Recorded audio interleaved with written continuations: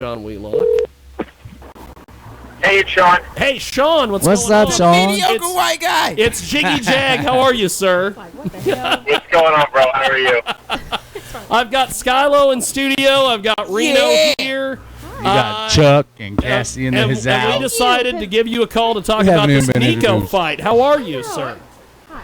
Great. Nice to speak to everybody. Now, How's everyone doing? He's so rude. Now, before we start, we just had on Dr. Miami, the famous plastic surgeon to the stars, and we were sitting here debating about different things, and I have to know, and I can ask you this, and I know you'll give me an honest answer. Are you a mediocre white guy, Sean? Wait, before you answer that, let me explain to you what it is. Okay? Here we Okay. go. These women nowadays have these balls. They have these Benoit balls, I guess. These Benoit balls that I don't know what this means. that they use for Kegels. Okay? Now, the first two balls inside of her is a mediocre white guy. No, it's And if she can fit 4 balls in her, then that's the black motherfucker from the pornos. So, are See, you a Sean- mediocre white guy or a black motherfucker from the pornos? No fish stories. See, Sean. Oh, now he's out of range. Uh-oh, Now he's out of range. That's We how lo- that works. Are you still there, Sean? I think we lost you for a second. No, I'm still here. I said I'll just wait for the next question. I'm still here. You don't want Now, okay. Let's higher up. wait. Oh. Now, Sean. He's not on the scale. Tell me. Earlier this week, I had Jim Ross on, and we also talked to John Anderson, the promoter of the fight. And every single person that I talked to, I cannot get out of an interview without them putting you over and talking about how you're the reason we're having this fight at Kansas Star next Saturday. I didn't know you were this big of a deal, my friend. No, I didn't either. I think it's just very good timing. You know, I know how big Nico Hernandez is in Wichita. He is in Kansas. Yes. I'm on the Kansas Athletic Commission. A lot of people think I'm the executive director. That's my great friend Adam Rohrbach who runs it. Yes. I'm appointed. I don't get paid for it, but one of my main roles after promoting the safety of all fighters on the Kansas Athletic Commission is promoting fight opportunities in our state. I'm a native Kansan proudly, trying to do that. So I saw the opportunity with Nico Hernandez, John Anderson, his business partner Mike Garrow. We were doing a boxing series in Las Vegas last year, which I commentated with JR, Jim Ross. Yeah. We do a series in Mexico. They were looking for some other opportunities, and I said, guys, you have this kid Nico Hernandez, who is huge in Kansas, massive in Wichita, won a bronze medal at the Summer Olympics. He's looking to make his pro debut. He hasn't signed with anyone yet. This is the opportunity. And from my 5.5 years at Bellator, I know what a great venue Kansas Star Casino is. Let's put everything together, and it's just a fortune of good timing. I was around the right people, so it's nice that everyone's giving me credit, but it's really just an idea that I brought to a lot of people who were able to put it all together. Well, it is absolutely amazing because, like I said, when I was talking to Jim Ross the other day, he was going off about different things, and then at one point he goes, "Well, all the credit's got to go to Sean Wheelock," and I'm like, Sean. "Okay, well, you know." JR is the best. He really is. I'll tell a story on JR. So exactly 1 year ago tomorrow, I commentated with Jim Ross and Quentin Rampage Jackson on Internet pay-per-view, the Roy Jones Jr. versus Byron Phillips fight. Yes. And that was the main event. It was the mixed card. It was called Your Fights. It was a really fun experience for me. And obviously, I'm a huge mark. I'm a lifelong pro wrestling fan, so you know, I think the world of Jim Ross, but I had never met him. So what a thrill. It's one of the reasons I said yes to the gig. One was Jim Ross and 2 was Roy Jones. Like, yeah, pay me whatever you want, wherever it is I'm in. Those 2 names, cool. And Yes. Roy Jones I was Jr. talking Roy to Jim Jones is the about man. He is the man. and then Quentin, come on, man, Rampage. That was a hell of a deal, Sean. You lucked out in being able to be around Roy and Quentin Rampage Jackson. Right, yeah, That's a hell of a deal. yeah.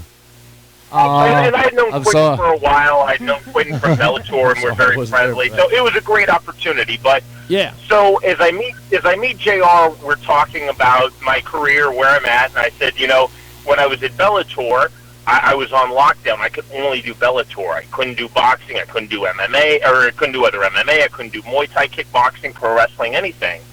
And now I was looking to get back into boxing. So I told this to JR, just over drinks, as we're preparing for the fight, hanging out. The Monday after the show, which we did on a Sunday, so March 21st of last year, I get a phone call, and it's the executive producer of the boxing series, and he says, Jim Ross recommended you. We'd like to hire you. I'm like, wow. I've known Jim Ross for days, and he recommended me for a gig. I have friends in this business 15 years who have never recommended me for anything. That shows the class and quality of Jim Ross. Well, see, and that's good. At least you knew him 2 days and he put you over. That's good. It's amazing. No, what a first class individual. I think about Jim Ross and John McCarthy, who's one of my best friends in the world, Big John. I tell people the same thing. Those two are everything that you hope that they will be. When you're a fan of theirs, you hope that they're that type of guy, and then you meet him, and guess what? They are that type of guy. Oh, John is amazing. We had him on the radio show several years ago, and he was the nicest guy in the world. And then when I finally got to meet him in person, he is exactly what you say. He is everything you. It's one of those things. I know that there's a lot of people that always say, "Never meet your heroes." I'm glad I got to meet John McCarthy. Right. Yes, I envy you. He is the guy. Yeah, and people say never meet your heroes, but I've had a chance to meet a lot of my heroes in this business. We talked about Roy Jones Jr., my favorite boxer of the 1990s. And I know Roy really well now. I know him well enough that I have his cell phone number, and it's amazing. That's what awesome. a cool guy. So, you go optimistically, and sometimes you get disappointed with people, but sometimes you think, wow, this is exactly who I hope they are, and it's really nice. Now, we got Sean Wheelock with us today. He is going to be part of the broadcast team that's going to do Nico Hernandez's debut at the Kansas Star Casino next Saturday. And Reno, you and I have both been to the Kansas Star. That place is fantastic. Yes, it is. And Sean, they are excited. Tickets are moving very quickly. What do you think the setup's going to be like when and the reaction that Nico's going to get when he comes out to the ring for that main event? Well, Bellator has been going there since, I believe, 2012. Yes. And I think the most tickets that Bellator has ever sold there is 3,200. The original Bellators, when I was still there, right at about 2,000. This is scaled for 4,500, and they're expecting a sellout. So it speaks volumes about Nico Hernandez, that Bellator has been laying the groundwork for 5 years. And if Nico can come in and on his first show, his pro debut, he can outsell every single Bellator event. If you guys look around boxing, if you see what Terrence Crawford is doing in Omaha, his last fight in Omaha, he sold out 18,000 at Quest, where Creighton plays basketball. That's phenomenal. That is a lot of tickets. Yes. Yeah. And you have the same opportunity. The thing is with Nico, too, is that he's going to make his pro debut at 115 pounds. He might fight. There's a 112 weight class. There's 118. He's going to slot somewhere in there. It's relatively thin in terms of North American fighters, and those smaller weight classes below 122 pounds, most of the fighters are from Asia. Mm-hmm. So if you have a North American fighter who's marketable, who's winning, who is articulate and has an attractive fighting style, every box that Nico Hernandez checks, you can get on the fast track to a world title. It's not unrealistic to think that Nico Hernandez could be fighting for a world title in Wichita in, say, 24 to 30 months. Wow. Very difficult. That is amazing. But that's the way the boxing is structured. And I think that Wichita is in for a treat.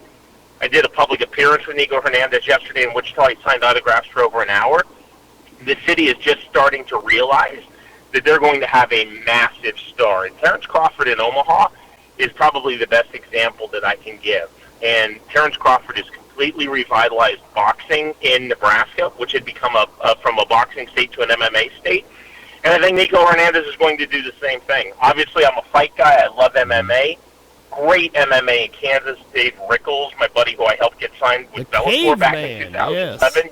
But it all feeds into everything. It's all combat sports, and it's great to see people supporting that. If you're an MMA fan, watch boxing. If you're a boxing fan, watch MMA. Right. Now, Sean, Watch it all. what exactly could we do to possibly get Kansas Star to to add professional wrestling to the mix? How do we get that done? Yeah, nobody wants wrestling. Kansas Star was the piece of the equation that I didn't have a lot to do with. Yeah. Because I knew Nico Hernandez and through the athletic commission and with the promoter and finding the right promoter. But then credit to the promoters, John Anderson and Mike Garrow, going in and being aggressive. Honestly, Jiggy, I think if you find the right promoter, and maybe that's you, go to Kansas Star, tell them on the idea, put over the event, and why not? I would love to see professional wrestling at Kansas Star. From everything I know about Kansas Star, having commentated numerous shows there from when I was with Bellator, in my experiences in dealing with them on the boxing, I've also been to the EFC shows, which is the promotion that Dave Rickles co-owns. Dave, They're really receptive. They want to do more events. They understand that combat sports is such a natural fit for a casino. So why not pitch them pro wrestling? Well, and the one thing I like about with Kansas Star, and not to put them over any more than we already have, but the fact that combat sports, and this goes for anybody. This could be the Kansas Star. This could be a hotel that has a conference room, whatever. You're guaranteed to sell rooms because the fighters that are coming in from out of state are going to need somewhere to stay. You've got coaches that are going to have rooms. This isn't like the old school professional wrestling where you have 150 guys staying in one room. So you're going to have 4 or 5 fighters. Okay, they're going to have 4 or 5 coaches. They're going to bring their wives, the girlfriends, the kids. You've got potential people that are coming from out of state to watch them. So you're going to sell a shit ton of rooms. So, and then you're a casino, so you got people gambling. And then they've got restaurants, and so somebody's got to have somewhere to eat. So it is amazing. It's kind of like, and this is 2 completely different worlds. But when we went out to the Adult Video News Awards and the Expo in Las Vegas, okay, they had sold all these rooms because all these porn people had to have somewhere to stay. Well, they all had managers. They all had makeup people. Right. They had a restaurant where they didn't want to. There was a lot of people from out of town, out of state. They didn't want to drive all over Las Vegas. They needed somewhere to eat, so they ate at the restaurants. So at the end of the day, somewhere like the Hard Rock makes millions of dollars just off of the convention that's already staying there. Plus, you've got, as you and I know, you got the marks that are going to show up for this. So all of a sudden, you're selling stuff to them too. It is amazing that Kansas Star Arena, especially, and Kansas Star Casino have realized combat sports is the way to make us some extra cash. Can I say something? Well, there's no question about it. Sorry, go ahead. Go ahead, Sean. Go ahead, and then I'm going to get Skylo in here. Go. Yeah, no, there's no question about it. And I think if you really look back to Las Vegas in the 1950s and 60s and then Atlantic City in the 1970s, first with boxing, and then, although the New Jersey State Athletic Commission, in my opinion, has an awful lot of problems. One is not adopting the new unified rules of MMA. It's probably a different conversation, and they've fallen way behind. But New Jersey was one of the first big MMA states because of Atlantic City.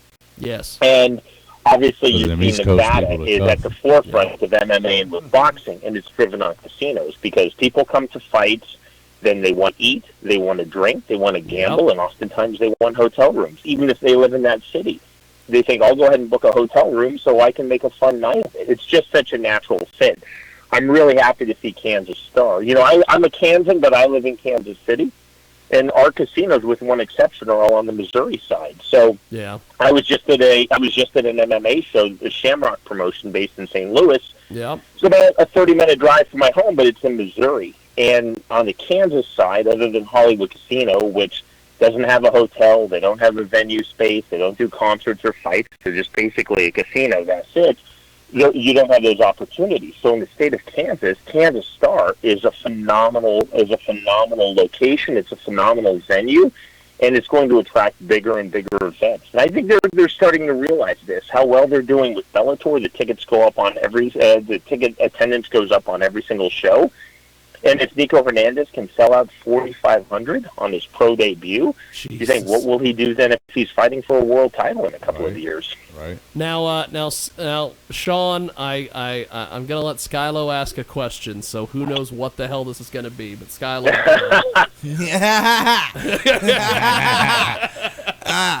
Sean, no, I do want to ask you a question, man. I want to be on the fight card to fight Roy Jones Jr., man. Or Floyd Mayweather, man. I just want to fight those two people, man. What? I mean, So how can I get there? How can I get Pretty there? worse than ASAP? Byron Phillips did a year ago, the MMA fighter. Byron couldn't find Roy to hit him and then got knocked unconscious. yeah, Yeah. you could go the Byron Phillips route. I go that route. I'm just not gonna get knocked I out. don't want him to go that route. We got to No, make we some don't. music. You know We what I don't mean? want We'll let Skylo him going. stick with his profession. Yes. Okay. We'll let Skylo stick with music and let Yeah. Roy stick with boxing, and we'll do it that way. please, No, please. no. Y'all can meet at the show, man. Y'all can meet at the show. Listen. I always wanted to get into MMA. I'm a 3rd-degree black belt. You know what I'm saying? So oh, what? I try to make sure that I'm very conditioned in fight. I'm 222 pounds, full of just explosive energy, man. And Yeah, where would somebody like Skylo start, Sean? If you were giving advice to somebody who has got some martial arts and he obviously is a good in shape, good looking kid, how would he? What would he? Because I know like with boxing, it's always we'll go to a boxing gym and they'll get you set up and there's a golden glove system. But I mean, there's no golden glove system for MMA. How would somebody like a Skylo break into MMA? Go knock people out in the backyard. So Skylar, you're a black belt. So what's your fighting discipline? What are you belt ranked in? I'm a 3rd-degree black belt in Taekwondo, sir.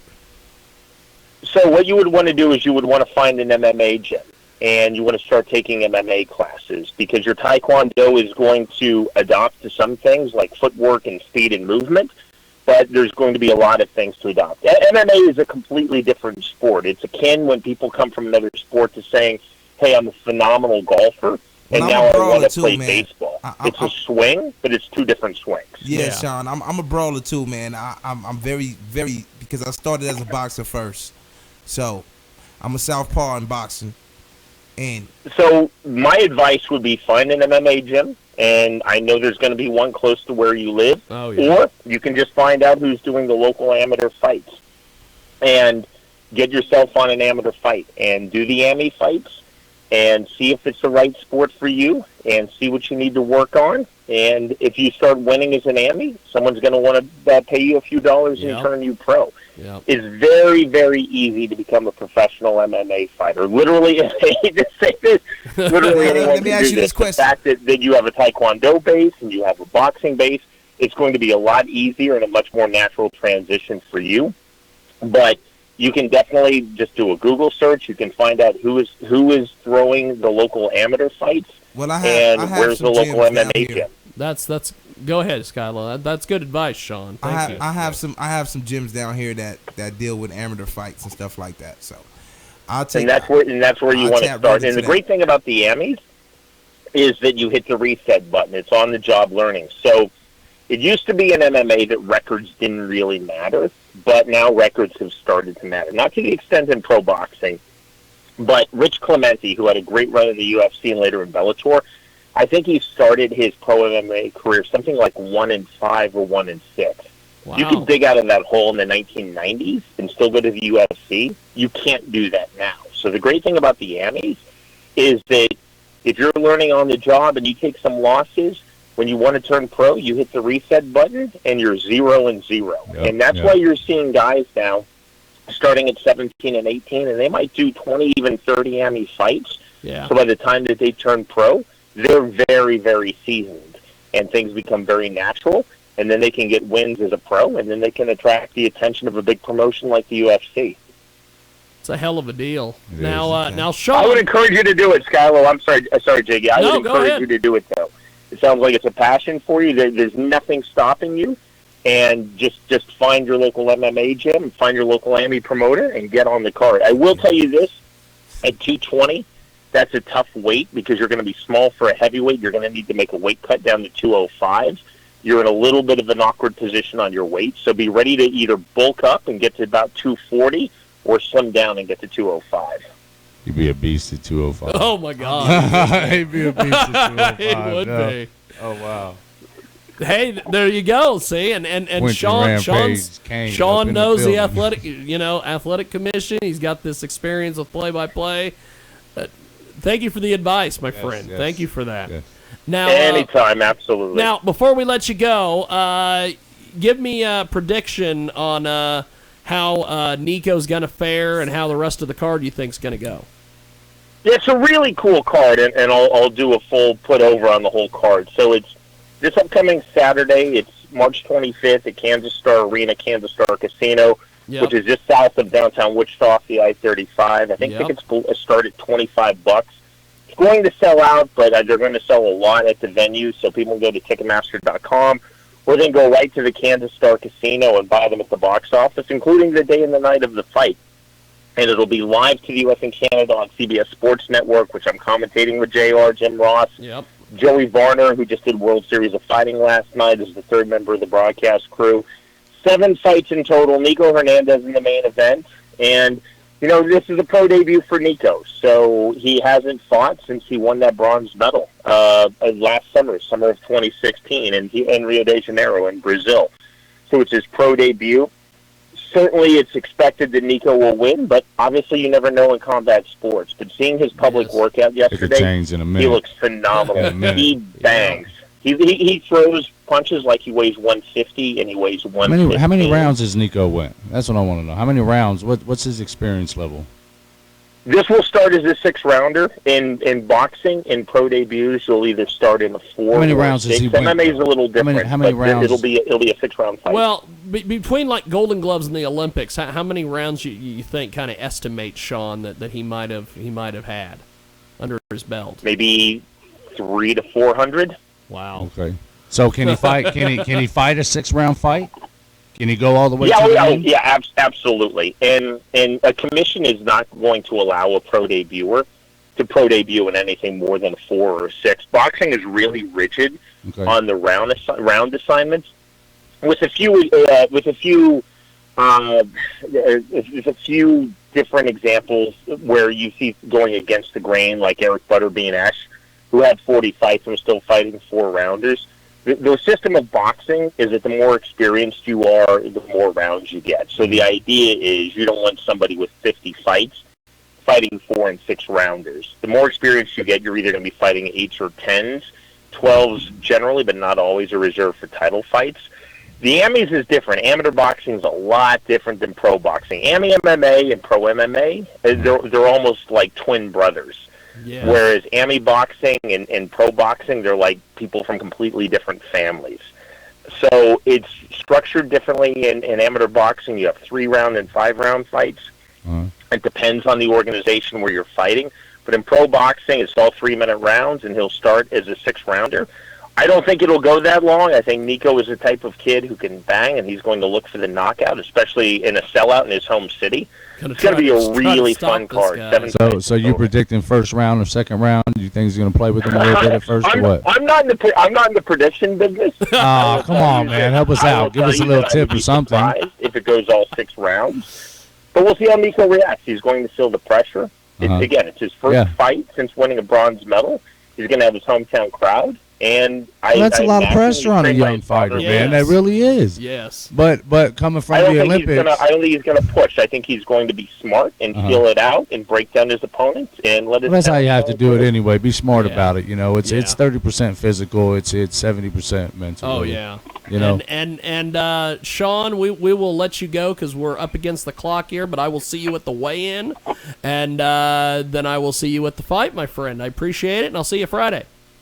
Later, Sean. Jiggy, thank you so much, and get your AMI debut, man. Take your Taekwondo, take your boxing, convert to MMA. You've got a huge head start, and absolutely go for a pro MMA career. I strongly encourage you. Well, thank you, Sean. We'll see you Friday. Thank you, brother. Thanks for having me on. Take care, guys. Yep, later. That, of course, Sean Wheelock, the Man, it's a good interview, man. play-by-play guy, formerly at Bellator. He's going to be doing this CBS Knockout Night at Kansas Star Arena, and always a good time to chat with Sean. Yeah, and, he's a good time. He is the guy. He's very knowledgeable too. Yes. You know, Oh yeah, my he knows God, what he's talking knowledgeable. about. Yeah. He knows. Yeah. He knows a little bit about everything. Yeah, He yeah. knows. He knows enough to make him dangerous. Yes, yes. Well, we're gonna do this.